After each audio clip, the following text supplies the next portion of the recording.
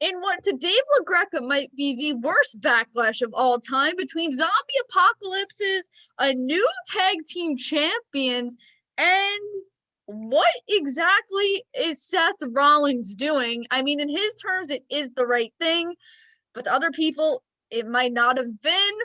We are reviewing Wrestlemania Backlash 2021, and while we're reviewing a pay-per-view, we of course have to bring back our lovely friend, Skyler. Hello, glad to be back. So, what did you think of the pay-per-view going into it, before we go into anything? Going into it, wasn't excited for it because it was just a bunch of rematches, triple threats to lead up to rematches. I was not looking forward to watching it, but it's my job now, so I have to. I believe us all reviewers say the same thing when we're reviewing WWE, but it's okay because I think throughout the net our expectations got a little bit better. Yes, I changed my mind. But that pre-show, though, I think very much started us in the downward position. If you've been watching Raw since Sheamus has become the United States champion, he has his, of course, open challenges like every United States champion has. For some unknown reason, it's just the thing to do. Thank you, John Cena. And shockingly enough, Ricochet. What were your thoughts on them picking Ricochet? Very surprised. I didn't think they were going to give him another spot on a pay-per-view for a while. I thought it was going to be, for some reason, my brain went to Aleister Black because of the rumors, and I was like, wait, on the pre-show, they wouldn't do that. Or they could. But, I was very shocked. And he came out in jeans, like, he wasn't wearing his short tights. I was like, what am I missing on main event? Oh, you're missing Mustafa Ali and Ricochet for the 15th millionth time. Yeah. I was shocked too, just because I feel like Mansoor, sense-wise, I thought it would have been Mansoor, because they just signed him to Raw. And, storyline, because he technically didn't lose in his match on Raw. It was a DQ. So I thought that would have made a little sense, give him a big rub on a pay-per-view. Not saying for him to win, but just have a really good showing on a pre-show. But I don't mind them doing Ricochet, but if this is just going to lead to him being on main event for the next 3 months, then why keep him in your company if you have no plans for him? It could have been, it probably was supposed to be Humberto Carrillo. Yes, thank you. Him. I think it was supposed to be him, but then he got injured. I think that was supposed to be like a rematch on the pre-show. But since he got injured, they're like, what do we do now? Oh God. Well, was there any update on that? Because I heard he was possibly fine. I think my dad saw it on PW Insider that he was okay, and they stopped the match out of precaution. I mean, I didn't see anything, but what I heard after was he was injured. So I guess that shows how much people care. I don't know. I mean, the match was good. Obviously, Sheamus gets the win here and retains his United States Championship. But I guess my then next question is, what is really next for Sheamus if Carrillo is really out? Who you put in that spot? Are we still waiting for a Keith Lee? Do we now move on to do Damian Priest versus Sheamus, which is what I've been saying to do since WrestleMania? It probably will, because all the NXT mid-carders go to get the USA Championship. I don't know. I think it's Damian Priest. If not, I'll be very surprised because I don't know who else. I think that's been the problem on Raw, and as we'll talk about for the rest of the Raw side of the matches, they're just running out of people to use in those spots because they're not building anybody. Yeah. I feel like the only person they're really building right now on Raw is Damian Priest, and they're doing it in such a poor way for someone who's been a veteran of the business. Yeah. They're just they're in like a haunted house and they can't find their way out. Exactly. Like they're stuck in like a dark room and it's only one light pointing every few seconds. And speaking of dark, scary, we have to move on to her brutality because I'm telling you, I'm doing really good with my segues here. I'm really learning. We now move on to our first triple threat match of the night for the Raw Women's Championship. Rhea Ripley versus Asuka versus Charlotte. But Rhea getting the win here shockingly because I thought this is where Charlotte's going to steal the pin. Yeah, I know. You beat me. You were right. I know. Oh my God. Ha ha ha. Guys, this is the first pay-per-view, I think, in like the 8 years of friendship that Skyler beat me on in predictions. Congratulations. Learning. Kimmy's taught me well. I really have. Come Double or Nothing, I'm regaining my streak back. But this again shocked me. I mean, I think obviously because we're obviously going to get to what our next pay-per-view is going to be in a little bit. I think that's where we're going to lead the direction that it's going to be a Hell in a Cell match. But it just shocks me that you keep it. I mean, I'm happy, very happy that they're not cutting the reign short. But I was like, wow, you're building this whole new character for Charlotte and you're not giving her the title right away. It's like WWE logic is like, wow, WWE. Well, I also think it's because they're also trying to prove that she or for this character, she doesn't need the title to be the best because she was a powerhouse throughout the whole match. Like there was times I was like, give Rhea the offense, but they kept not giving her offense against Charlotte, and I was like, come on. But I guess that's a good way to show the character, at least for me, because if I see it in a match, that's how I know it's working. Now, is Rhea a heel or a face to you? I don't know. I think she's a tweener right now. This triple threat did not help. Because I think when she came in, challenged Asuka for Mania, I was like, okay, heel, obviously. Yeah. And then the build to Mania, I was like face. And then after Mania, I was like heel. And now I'm just confused. Yeah. Well, when she first came in, for me, she was face when she came in. And then she was heel the way to WrestleMania. And then she was in between because of the triple threat because she was against Asuka and Charlotte. Charlotte's a heel. Or I don't know. I like this is just a problem all across the board, like not just with WWE, but especially with NXT. Like they're not making clear if who's a heel or a face. Yeah. And then you get confused. So example, this Tuesday, it's Cross versus Balor. What is Finn Balor? I don't know. I think his character is Rich Mary. Like I don't give a F attitude. Like that's why I get confused. I feel like for like an audience that just like gets so connected to characters, you need to make it more specific of, oh, this is a bad guy. Yeah. This is a good guy. This is why your product is slowly falling down because you're not making it clear. Well, it confuses me too because like I watched the biography documentaries with Vince talking and stuff. And he's like, you always need a protagonist and a antagonist. Yeah, there we go. And it's just he's not doing that. And people like when people because there's a lot of people like me and like a lot of other people. We love storylines. We love a good story like a book. But if you don't keep the main like character being who it crumbles. Exactly. And like I said, not just problem on Raw, SmackDown, NXT, all across the board. You need to make it clear, which is why after Mania, everything should have been a nice, simple refresh. And sadly, WWE did not get their yearly memo of doing that. No, we got WrestleMania Backlash. Is this going to be called WrestleMania Hell in a Cell? Stop. Just WrestleMania. WrestleMania Money in the Bank, WrestleMania Extreme Rules.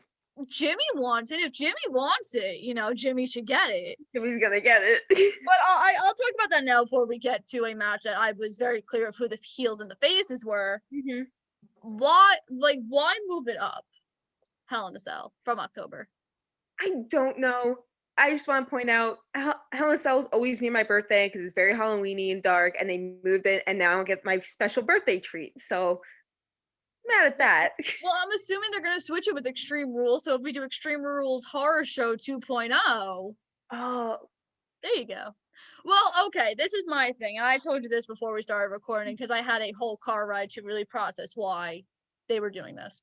So obviously, SummerSlam right now is a TBA. You know there's going to be crowds, but you don't know where it's going to be or where they're planning it. And if you read initial reports, they said they were thinking of moving SummerSlam up to earlier to try to see, okay, because remember, WWE's plans, they want to start touring in July. Yeah. But they want SummerSlam to be that initial start date.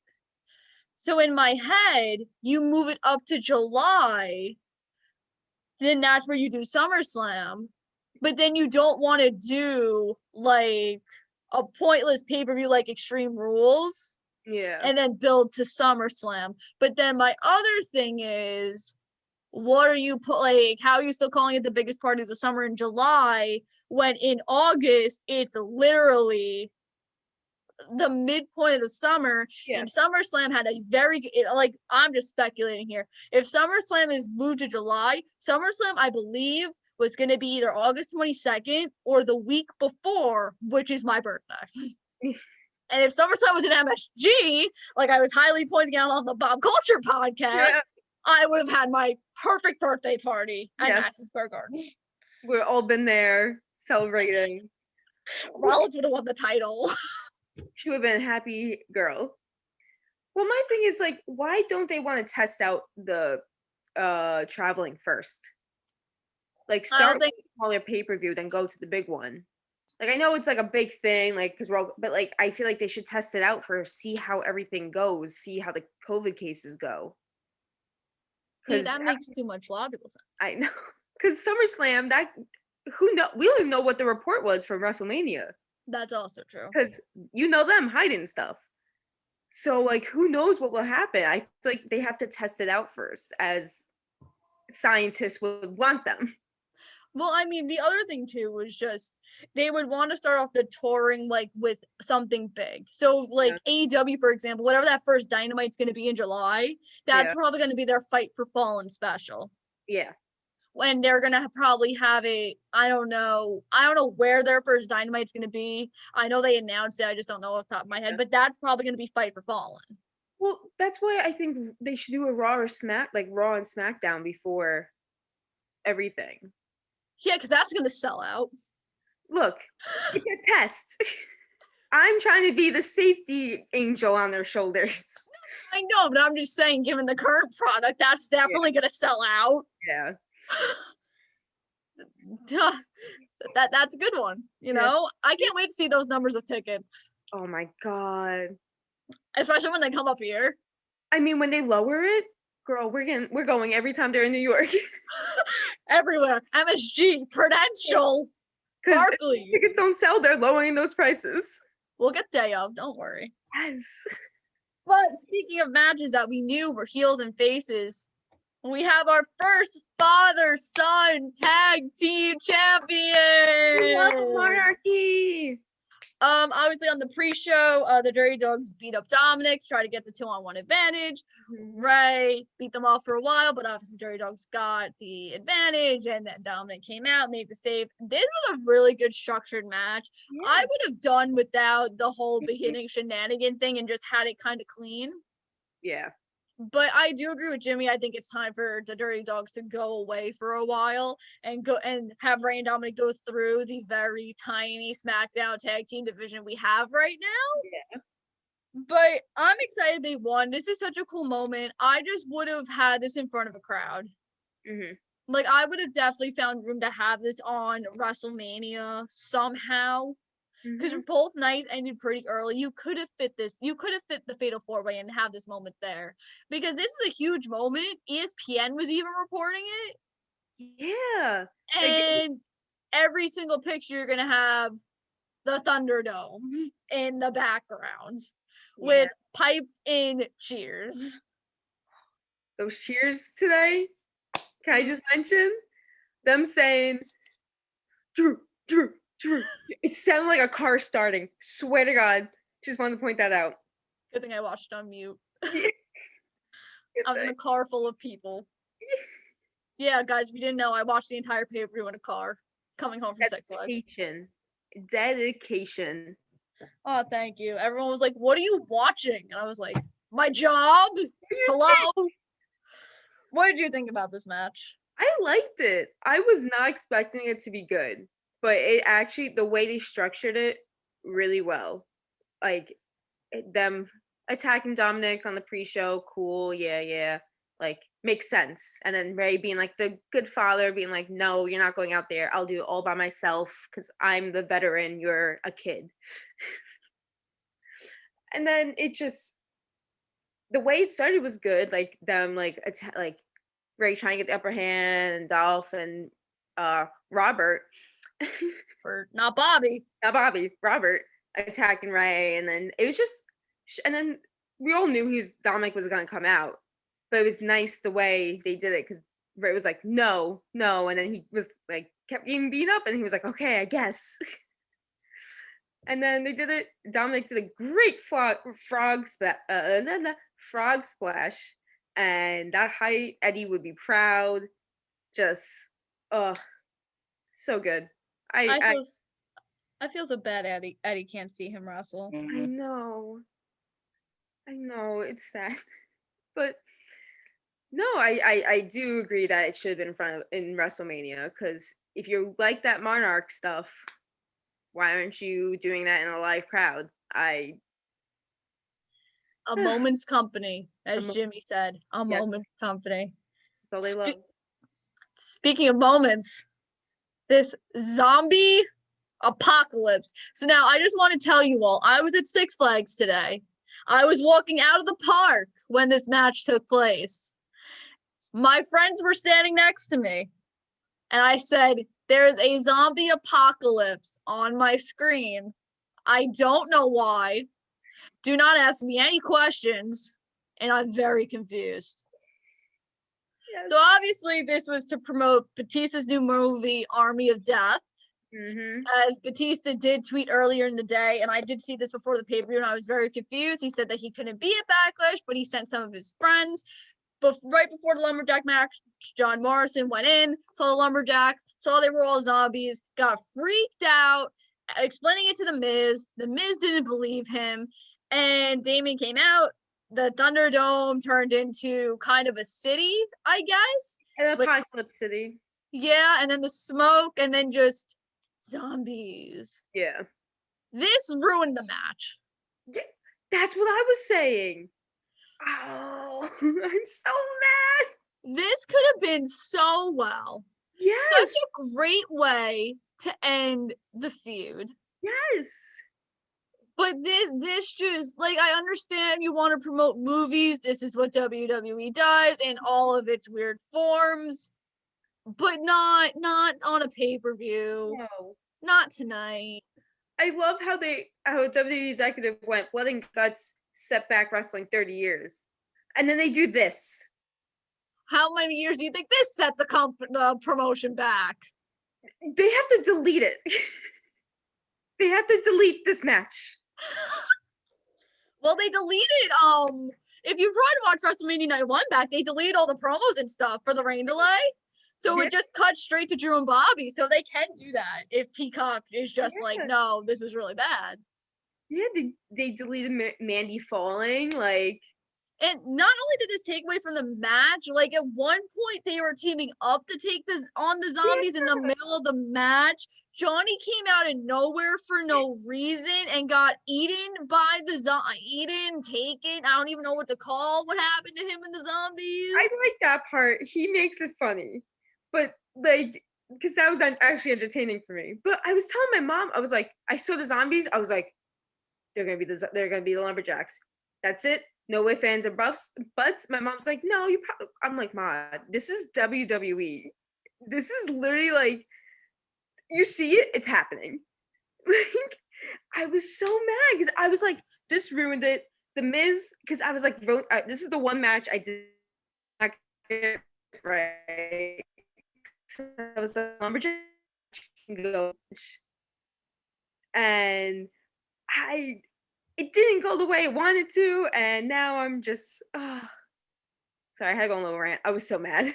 No, it's fine. I don't even know where you try to go from here. I feel like they're gonna have this match tomorrow on Raw. Again. Oh, probably. Because it was they're probably gonna put a regular Lumberjack match because of how much backlash they got from this. Like, I was just confused. Like, to me, promoting a movie, you could just put in the commercial, which they did. They put the commercial before this match. But with WWE superstars in it. That's why I was confused. I was like, do we have a movie coming out as a company? Wait, it's just Batista? What? I was looking, I was like, this is so weird. Why is this happening? And then they promoted it, but I was like, just promote the thing. I don't know how much you're getting paid for doing this. I don't know what you're paying. Like I don't know if he invested into this movie. Like, money is a weird thing. Then Corey, then the little commentary I was able to listen to, Corey had the line of the night where Corey was just like, Batista, never send your friends back to the company. Sincerely, us. And I'm like, who is us? Is us the commentary team, the fans, the company? Who's us? Like, yeah, I would like to know too. I think it's all of us. But the way they were able to pick up this pay-per-view was, of course, with Bianca and Bayley. What did you think of this match? I'll let you start first. This match I really enjoyed. I think it was one of their better matches they've had. They're so good at telling stories together.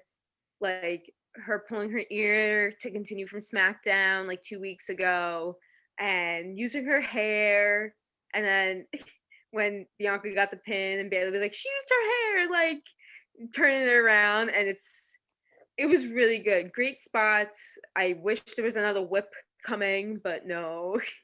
But Bayley's entertaining. So, like Bianca adds to it. It's so good.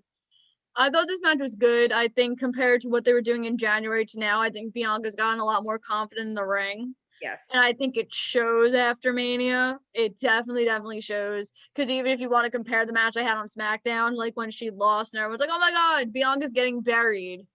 You still think that now? Think that now, guys? I like what Bayley had, like the spray paint in the back of her head. I thought that was funny. Yeah. But I will say the ending pin was a little sloppy. Oh yeah. Because it was a 1, 2, a break, and then a 3. And I was really confused because I was like, that's not technically 3 because the ref took a break. So it's 2. I think because she couldn't get her hands on her hair because of how frantic it all went. Because she does get a little overexcited, like when she knows she's winning, and it kind of gives it away for me. Like she gets all that excitement, and everything, which I get, but also like grab what you need to do it calmly. But I think that's the only flaw. Yeah, like I said, the match is really good, but the ending, I was like, ooh, girl. Yeah. What? Yeah. And then her eyelash fell off again, and that eyelash always falls off. And I'm just like, get that super glue on there, hun. Maybe the makeup people are just lacking in super glue. I mean, half the time the eyelashes are good, and I want to know what glue they use because, goddamn, I don't know. I need that. Hey, who's the main girl? Lindsay? Is that like the main one? Ask Lindsay. DM her on Instagram. She did like some of my photos a while ago. So just DM her. Be like, what super glue you use? And then our second triple threat match. So this was a little bit better than I expected it to be because I just expect this to be stupidity. And Braun doing flips. What? Do you know how big this man is doing flips? Ooh. I think the way they kind of set up the ending with Drew putting Bobby through the screens with the fireworks, I think it made it kind of obvious of how the ending was going to go. Yeah. And obviously, like, in both triple threat matches, you kind of knew going in who was taking the pin for both of them. You knew Braun was only in here, take the pin for whoever. And then, again, for Asuka, you knew she was taking the pin for whoever. But this obviously is sadly setting up Bobby and Drew for Hell in a Cell next month. Which bothers me. Because now we have seen Bobby and Drew for a constant year. Because the first time they wrestled each other was on Backlash last year. Mm-hmm. And we have still not finished this story because WWE has not built a viable character to try to beat Bobby Lashley. Mm-hmm.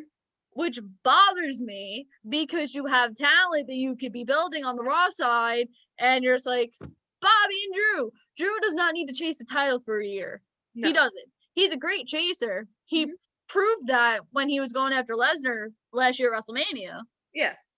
But he doesn't need to do it for a year. He needs to do something different or he's going to get stale, which is why people are getting more and more annoyed. Because this ends up leading to somehow another match at SummerSlam.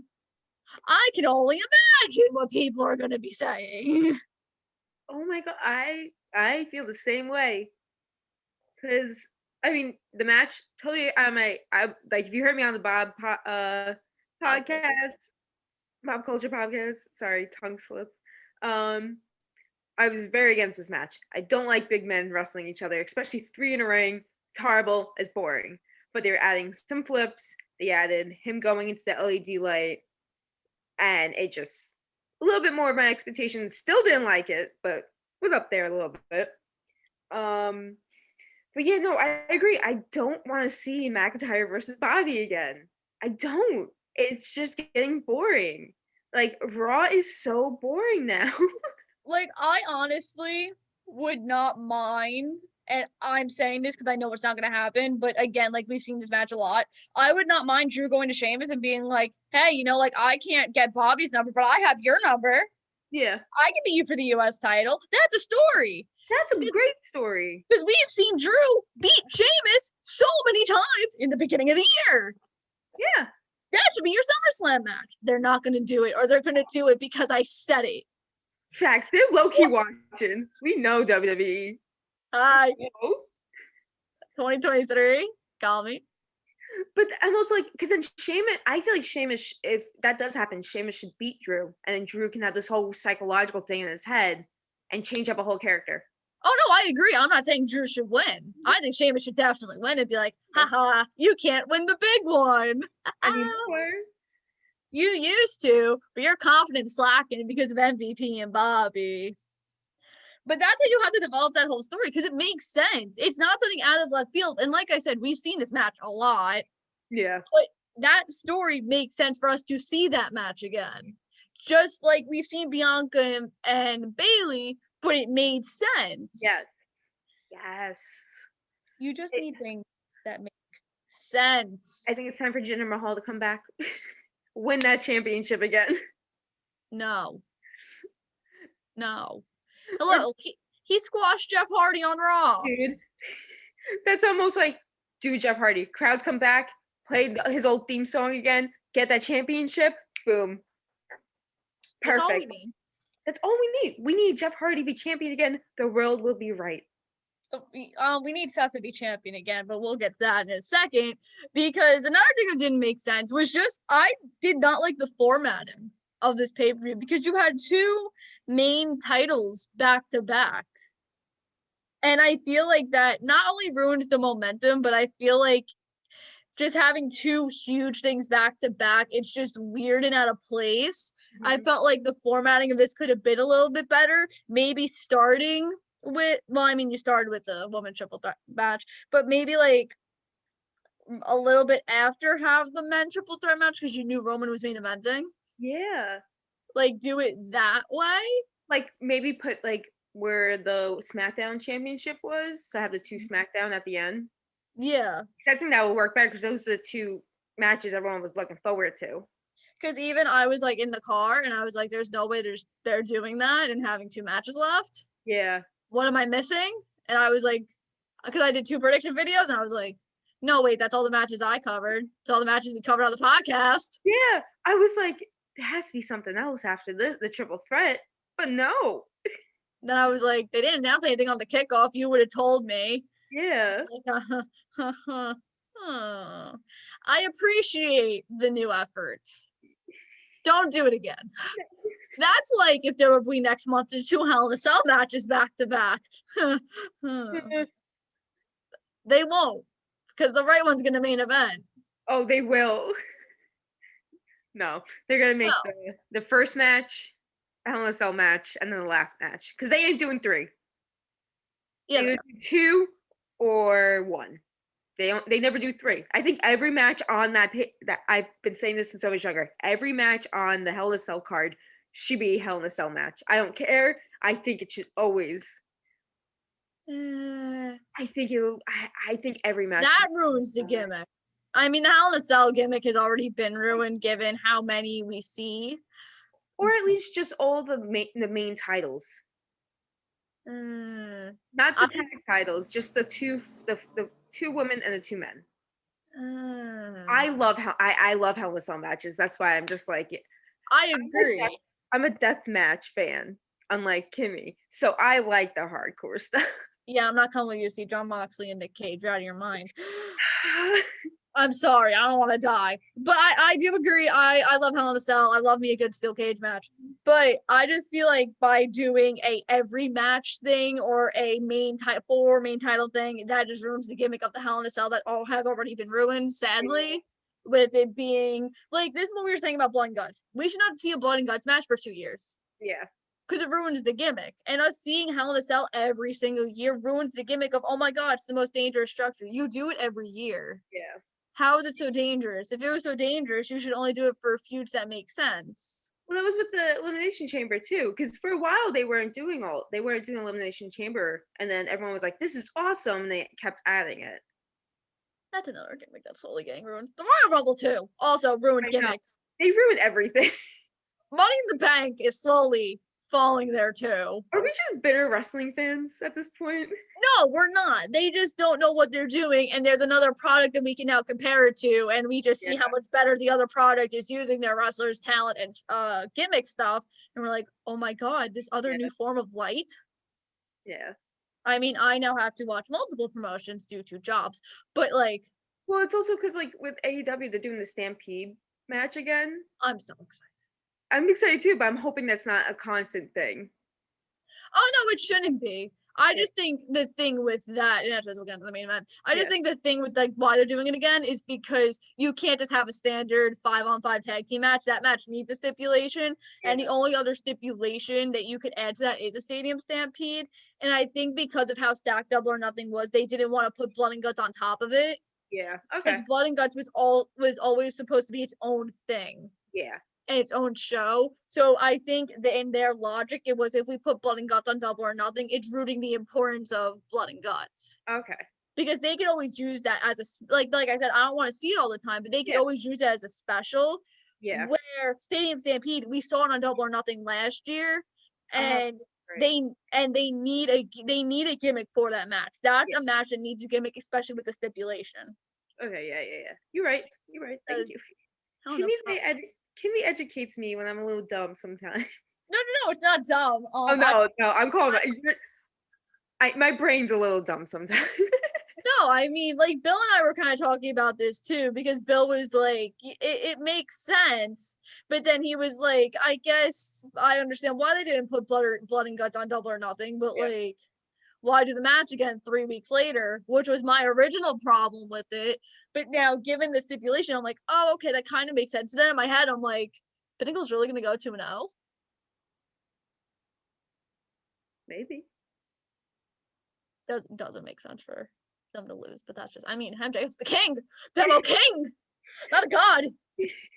And speaking of kings, gotta talk about my king in that main event. By the way, I just also want to say, Rollins came out as soon as I came home. He knew. He was like, I want to wait till Kimmy's in her house, all calm. Can you imagine if I was in Scott's car with that suit? Oh, be crazy. You're welcome. I didn't even tell him he came out. I'll tell him tomorrow. This match was fantastic. Yes. I believe this was Cesaro's best match in WWE. Yes. 100%. I hope his arm's okay. His arm got busted open. If I saw that was the thing that was bleeding. It wasn't a lot of blood though. I saw just a little scratch. It was like the inside of his arm a little. Oh, inside. I didn't see that. They he kept away from that. It's because I was watching on a phone and screen was small. Because I think at one point when he went for the clothesline where he was like holding his arm, he went like this, and I saw like the blood here, and I was like, oh, and then I like looked like a wound. And I was like, oh. I have to look at that later. So I don't know if maybe that was it or maybe somewhere else was bleeding, but that's the first spot I saw the blood. Because as soon as I saw the gloves, I'm like, okay, who's bleeding? Figured it was Cesaro. I'm guessing I was right, because if it was Reigns, they covered it very well. But this was a very technical match, which is up Cesaro's alley, and I'm kind of glad they kind of made the match that way. Mm-hmm. Because it made it in a sense that it was in Cesaro's favor to win. Because the past 2 weeks on SmackDown, it wasn't Roman looking strong. It was Cesaro, and they wanted you to believe Cesaro was going to win. We all knew he wasn't, but they wanted you to have that illusion, which I loved. And, technical isn't Roman's style. And I think he did really well given the circumstances of everything. I was very proud. I thought there was a couple spots where too long of pauses. Like there was one point Reigns just went out of the ring and put his hand on his knees and was yeah, I'm Roman Reigns. And I'm like, what the hell are you doing? Well, I guess it's to show that Cesaro is actually stronger than Roman, like a bigger threat than Roman believed. Yeah, he broke out the guillotine twice. Yeah. No one does that.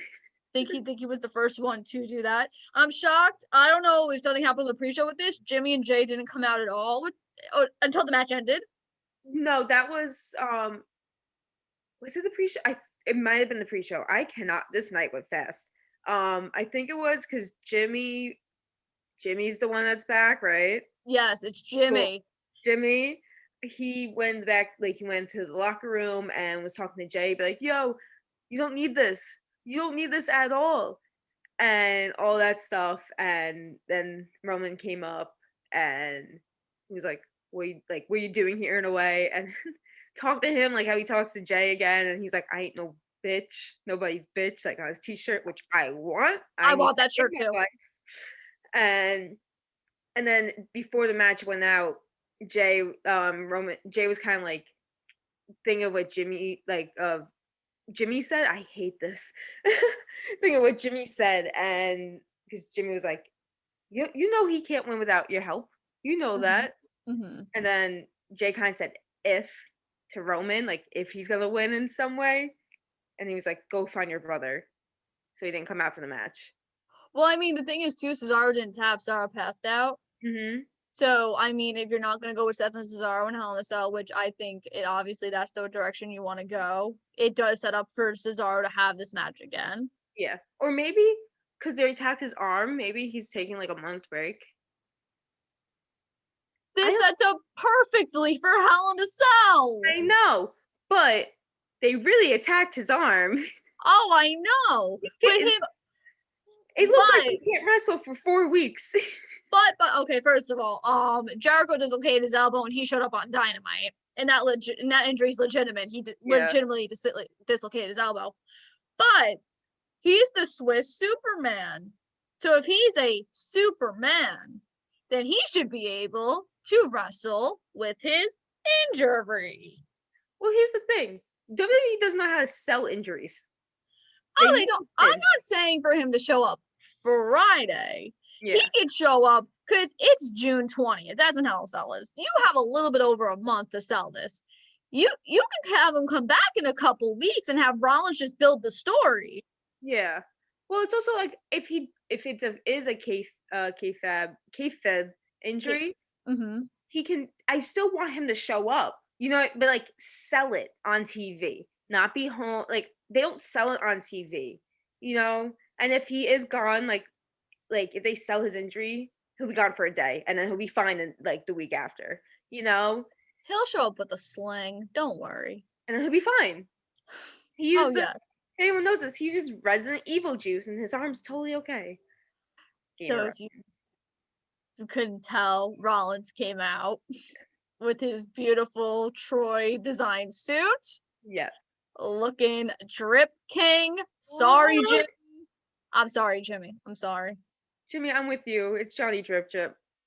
Are you kidding? Oh, first of all, actually, Jimmy was wrong because I looked this up. Jimmy, Eminem debuted in 2005. You said they debuted in 2000. Yeah, he was. Yeah, that. Yeah, he was wrong. So, Mr. Baxter, get your facts straight. Because I wanted to correct him on the podcast, but I didn't exactly know what year. Yeah. But I knew it was early 2000s, so I was gonna be like, no, it's definitely 2006. So thank God I waited and looked it up. But Jimmy, 2005. I was 4, guys. I was still 4. But. Seth, tripping Rollins. So anyway, Rollins came out, attacked Cesaro. It's not over. Upset freaking Rollins. Not over till I say it's over. Which is, so he's aligning himself with Reigns. He had a face moment. Okay, but remember, I just want to say this. When did I tell you that Seth was going to team up with Roman? November of last year? Yeah. To set up for this match at SummerSlam? They have a tag match in like 3 weeks. I literally planned this exact storyline. Yeah. WWE, give her paycheck. We know you're watching. I texted Skyler in November, and I was like, this is what has to happen. Reigns and Rollins have to be together for a while, be mega heels, and then Rollins is just going to be like, I don't need this. I want my title and my vision. Whoa! Like, obviously, and I do agree with Bill because I did talk to Bill about this. I don't know how we initially turned Seth's face from this because obviously it basically looked like he broke Cesaro's arm. But this is the start of the face turn. Obviously, it's going to be Reigns and Rollins at SummerSlam, like I said. But I think it's interesting. This is a potential main event at Hell in a Cell next month. I mean, if he main events again, I'll be so happy for Cesaro because this was a good match. Like, he can hold his own, and again, not a fan of technical wrestling, but he makes it so fun. And so, if he main events again with Rollins, oh my god, he's going places. He might be almost grabbing that gold ring. He grabbed the brass ring. He did it. He finally did it. I mean, I just think it makes sense on the main event. I don't think it makes sense for them to go anywhere else in the card because I feel like this is your most invested storyline. Mm-hmm. Because unlike other WrestleMania rematches, they're building on this story. Yeah. Because Seth still isn't done. And I mean, obviously, there's a very sad chance that Rollins might go 0-3 in this nice little thing we got going on here. Or no, 0-4. 0-4. But I think it makes sense. I think it just shows like the dominance, and it's just gonna build on for Rollins to eventually, hopefully, take the title off Reigns. Even though I don't think that's gonna happen either, but I can hope and pray in my heart. Early birthday present to me. But I don't know. I think it's interesting. I don't know who Reigns is going to wrestle exactly. Yeah, I really think he's gonna be wrestling Jimmy. I don't know when, but it seems like it because they get. If it is Jimmy, that match will not be in Hell in a Cell. No, but I also think they have to do it like in at Hell in a Cell, because if Jimmy loses, he's gonna go with Reigns, and then Jimmy and Jay are gonna go for the tag titles at SummerSlam. Yes, I think they could do it that way, but I think just based off the ending with the chairs and stuff, it writes itself that it's gonna be a yeah. Hell. Oh yeah. Oh, if you're not there, then you're not. It's not even that you're not embracing Rollins' vision. You're not embracing WWE's vision. Because they would not have ended the night like this. No. And after three standard singles matches, this match needs a stipulation, and meaning that the next pay-per-view is a gimmick pay-per-view, you need to have it. Like, this is it. I'm hoping I think tonight definitely showed Vince, Hunter, and other execs, like, you could trust Cesaro to be in this spot. So I 100% believe that this will be the main event confidently, and I'm not trying to be biased for Rollins here. I'm just saying this as a wrestling, I don't even know what I want to call myself right now. I agree because I'm not biased on anything, but this deserves to be in the main event. They work together really well. Every match they have really great together. At a stipulation, they can make magic. They tell a story in their matches. So this definitely should be the main event.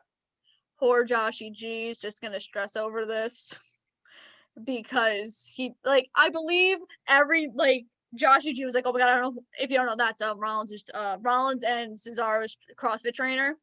Yeah. He's like, oh my god, I don't know who I want to win. Oh my god, I don't want Seth to be mad at me. So Joshy G, this is to you. Marek Brave, I believe, has the same problem. This one's to you. Becky's going for Cesaro. Maverick went for Cesaro at Mania, and he made it known he was going for Cesaro. And Seth was just like, come on, bro. But maybe, Cesaro. well, Cesaro. Cesaro. I cannot wait till he just says Cesaro. God. I mean, Marek, or his real name's Nick. So Nick, if you go with Rollins, he'll win. Go with Cesaro. Don't go with Cesaro. Go for Cesaro. Your vision. Nick, just think of it like this. You could have another title on your wall at Black and Brave. You could have it's gonna be blue instead of red. But it's okay. Hey, they have a beautiful wall of fame. Oh, I know. As soon as you walk in the door, it's right there. I only know it from pictures. I've never been there. For anyone who's gonna call me like creepy as hell. I know. They post pictures all the time. I basically know the format of that whole gym.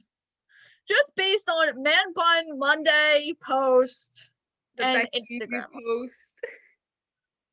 I'm telling you, she's another one that's coming. She's coming back to SummerSlam. That's what you think? I feel it.